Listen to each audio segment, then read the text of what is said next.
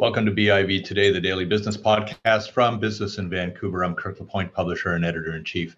One of the pandemic's most immediate impacts on local business was to cancel countless conferences and in-person events. One of the largest ones locally was the annual Association of Mineral Exploration's Roundup event. Now, this is no small function. Tens of thousands of people stream through the conference every year and participate in discussions. They do business, of course. So a loss of the conference actually turns out to be a bit of a loss of momentum in the sector, potentially. And of course, we know how important that sector is to the British Columbian economy. The AME Roundup, though, is coming back in January, and it's bound to discuss how the industry has dealt with the pandemic, among many other things. But I wanted to get an early bird view of this with Kendra Johnston. She's the president and CEO of the AME. Thanks a lot for joining us. Oh, thanks so much for having me, Kirk. It's a pleasure to be here. Let's try to wind back your 20 months and try to understand what the impacts have been on this sector. So start us off with what you've seen. Yeah, the last 20 months have really been a challenge for everybody, regardless of the sector that they've worked in. We've all dealt with a lot of personal challenges and a lot of business challenges. So I think the one thing we've really seen is a lot of compassion from everybody and a lot of understanding. For our industry, of course, health and safety is such a high priority. It's top of mind for everybody all of the time. So putting in extra protocols for health and safety, for hand washing, for sanitizing, all of those things, social distancing, is just one extra layer. So I think people in our industry really adapted quite well to what that meant for us and being able to get out into the field. If we do roll back the full 20 months, we started off COVID really being recognized as an essential service, which was a really fantastic thing for our industry. It allowed us to get out into the remote areas that we work in and continue the work that we do to make sure that not only our projects, but the mine sites in Vancouver as well, in British Columbia as well, we're also progressing. So we were able to get out, and the nature of the work that we do being so remote and often being up on a hilltop or down in a river valley with one or two other people is pretty much by definition socially distant. So we were really quite lucky in that way to be able to get out and continue the work. And I think as we've moved forward over these last 20 months, as you say, we've been able to keep progressing, and we have such a center of excellence of mineral exploration people here in Vancouver that I think people really got to stay close to home and work the projects right here in our own backyard. So it's actually been a relatively, challenging but yet rewarding experience over the last 20 months for our industry. You mentioned being declared an essential service and how important that was. And when we talk now about some of the supply chain issues that are taking place worldwide, what do you think would have happened if the British Columbian industry had been somehow shuttered or heavily restricted? What would it have done to the supply chain worldwide in terms of commodities?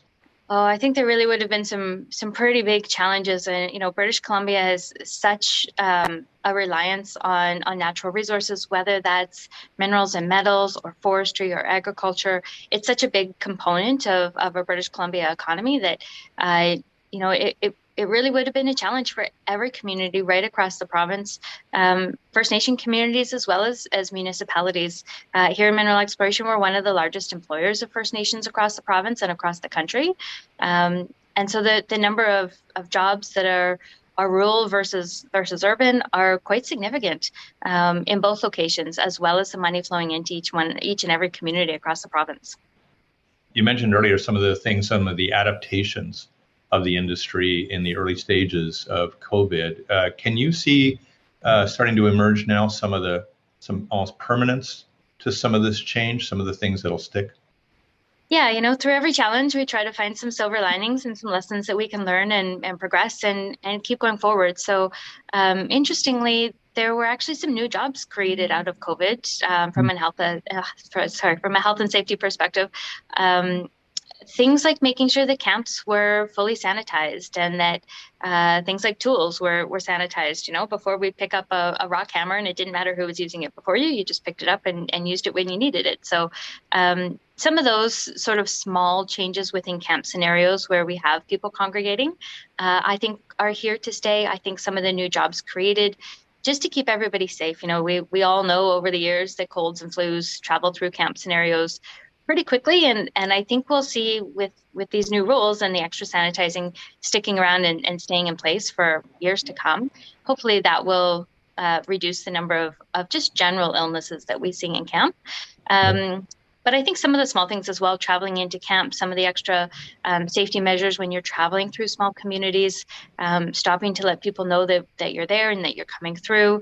And then even, in camps where we share tents and that kind of thing, simple things in terms of social distancing in that space, hanging, draping, and that type of activity, I think are here to stay.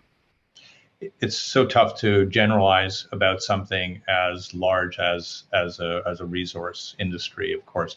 But when you take a look at the commodity prices, many commodity prices are actually doing very, very well during the pandemic.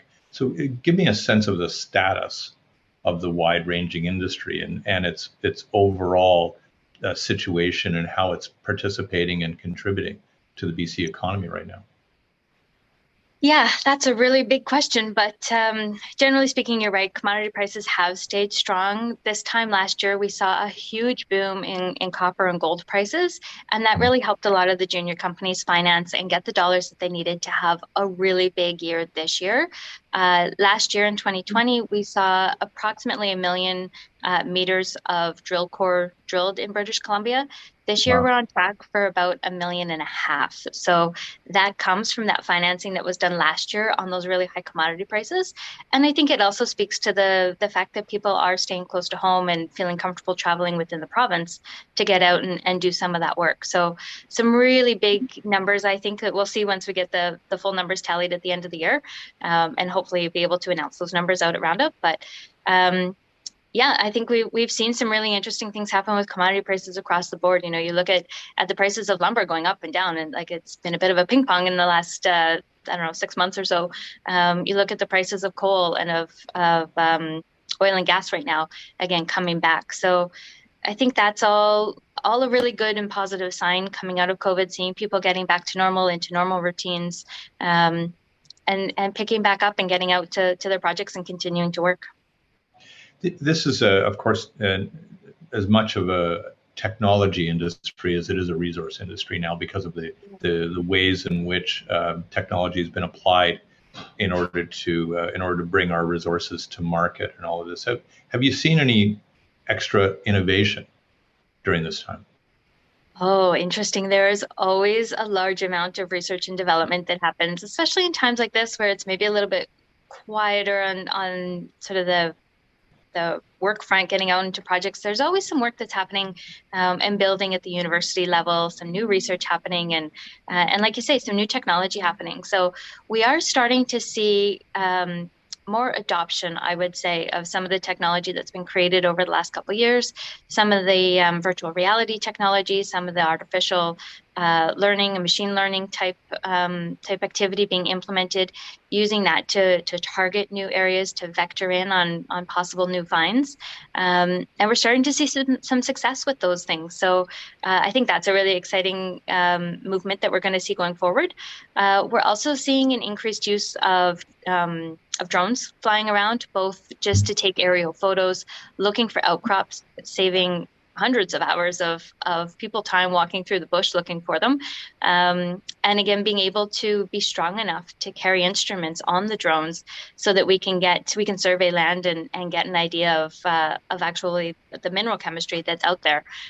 So some really exciting things happening in that sense. In terms of environmental impact and the mitigation of it, it felt like a few years ago that when companies were trying to do this, that they were really up against some pretty formidable costs as an entry point. They were going to have to make very large investments. I want to understand from you whether you think the actual climate for that has changed in terms of government assistance and other types of incentives, so that now there's a bit more of a wind at the back of companies that are really going into this area and mitigating some of their environmental impact of resource development. Yeah, so I think over the last 2 years specifically, but really for quite a while before that, we've seen this pretty solid theme emerge of ESG, environment, social, and governance. And with that comes a really strong movement on the environmental side, and an expectation from not only the public, but from the financial sector as well, who's really looking at companies who are doing these things really well and valuing that. And so companies are now needing to not only be able to do the geology really well and get the results, prove the economics of it, they're being measured on the environmental and the social and the governance aspects of the work that they're doing. So, that's really no different than 5 or 10 years ago, but you're right. The wind is there, the energy is there, and the financial markets are looking at those things and asking those questions now. So there is an added element there, an added sense of attention to really talk about and promote the environmental work that's going on and the social work that's going on. So I think it's a really positive thing for our industry. It certainly helps to increase public perception of the work that we're doing and the importance that we put on the environment. As a geologist, as an exploration geologist myself, most of us go into this field because we really love walking around in the environment on hilltops, going for hikes out in the middle of nowhere. And that's what draws us to exploration. It's that the beauty of the wildlife around us. And so nobody wants to see that ruined. We're all, quite passionate about the land and maintaining it in its natural sense and, leaving no trace behind however we can. So, there's definitely a wind and a movement happening there. It would be too broad a question to ask what the industry has generally learned from the pandemic, but I'll ask you specifically, Kendra. What have you generally learned from the pandemic? Wow, so many things. The importance of checking in with everybody, with all of my team members here at the office, with all of my board members, with the members at large, with the general community, just making sure that everybody is feeling okay and comfortable in the space that they're in, and having those conversations that were sometimes really difficult to have, and people are a little bit more open about it now. Technology, I've learned so much. I mean, we think about 20 months ago and Zoom was not really a thing. So just the energy that we've all put towards being able to work remotely and the connection, we've moved so far in that space. And even from a health and safety perspective, there's been so many small lessons that have been learned that when you put them all together are really quite substantial. And I think for us, one of the biggest and most positive things going forward is we'll get through COVID and it will become hopefully a thing of the past. But what will never become a thing of the past is the communicable disease plans and how we're going to deal with general illness in camp and office situations, and some of those policies and procedures. So I think that's a really positive thing to come out of this. So in reviving Roundup, there's obviously some apprehension that still exists in the public about coming to big conferences and swirling around and sitting down and all of this. Give me a sense of what you're planning to do with this in order to make sure that it's the right re-entry point for people. For sure. So first off, we are so excited to be launching this conference back in live and to welcome everybody back into the Convention Center. We've had lots of fantastic chats at the Convention Center as well, and they are so thrilled to have this conference back and be moving forward in person. But yes, health and safety is a top priority and absolutely will be at the conference. So here in BC, of course, we have vaccine passports. They are mandatory to get into conferences. So you will have to show your vaccine passport for setup for conference and for teardown. And that will be everybody. So everybody who's through those doors will be double vaccinated. We'll also, of course, have masking in place. There will be distancing of chairs in the technical sessions. You'll be slightly wider apart than normal. There'll be less people at our seated lunches and dinner, so slightly fewer people around the tables. And then we'll be able to walk through the trade show, but things will be spaced just a little bit more than they usually are. But I was actually down at the Convention Center at another show on the weekend just to see how they'd set it up and how it was all working. And it felt incredibly safe and comfortable to be in. And I wasn't sure I was going to feel that way. So that was really, really great for me to experience. And I'm really excited to pass that on to everybody else and hope that they do feel comfortable coming. We'll also have the option to do a rapid test on site if people feel that they would like to have one, if they have a small sniffle or something and want to make sure that they're not sick before they come in, they will have that option. Yeah. What are you hearing from members and from people who will be delegates there in terms of their own expectation about this and and also, and I mean that also in a positive sense, about their excitement about getting back together. Yeah, more than anything, we're hearing excitement. We're hearing that people are just looking forward to connecting, seeing one another again, and having all of that information, all that geological information, all the environmental and the social information around us, to really sort of reemerge back into that space. You know, our theme this year is engage, connect, evolve. And I think that's what it's really all about. People are really excited to engage with that material again, reconnect with their colleagues that they haven't seen in person for a year and a half. And it'll be almost 2 years by that point. And to evolve into whatever the next phase of this industry really is going to be all about. So more than anything, we're hearing excitement. And I think, you know, there's the expectation that we're going to provide a safe site to be able to do that. And that's fully what we intend to do.